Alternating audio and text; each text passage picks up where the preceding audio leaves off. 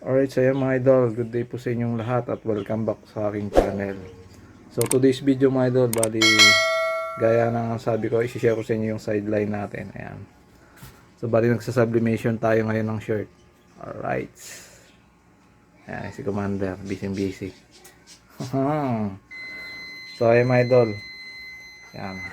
May tanggap tayong project ngayon. Ayan, share ko sa inyo mga idol. Alright.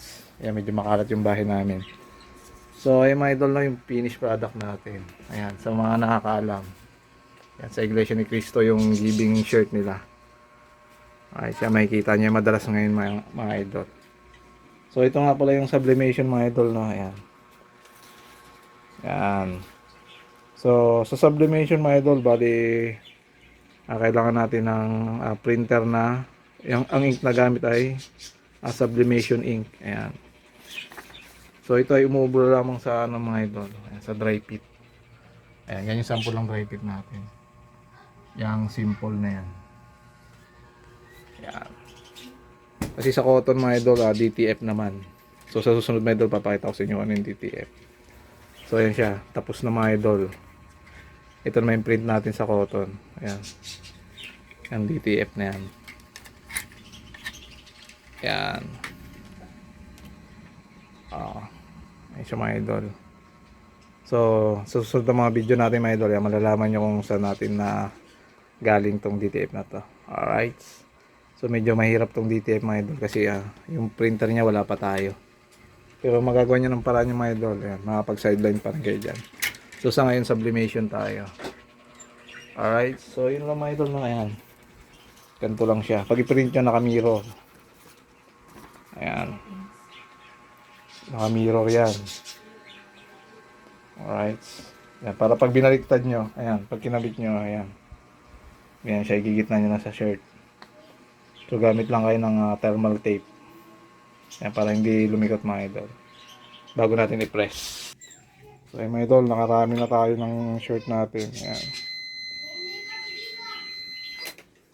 Nasa, ano yan, bigla ako napagod mga idol kasi nasa 100 pieces na pala itong ginagawa natin. Ayan naman yung likod, back to back yan mga idol. Alright, ayan mga idol. So ganyan lang siya pag na-press na. Alright, so yun, lilipat yung ink galing sa papel.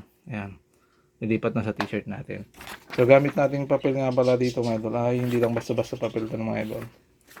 Yan ay sublimation paper. Ayan. So share ko rin sa inyo sa mga susunod natin video kung anong brand yung ginagamit natin.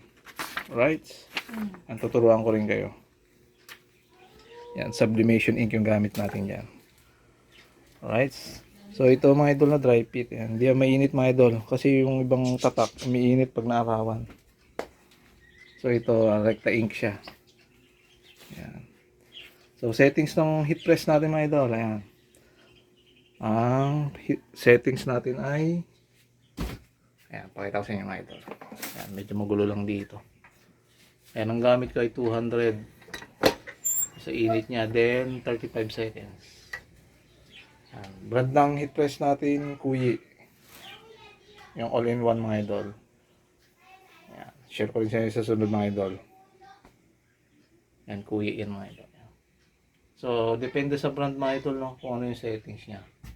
So, kapain nyo lang din kung anong settings ang kailangan.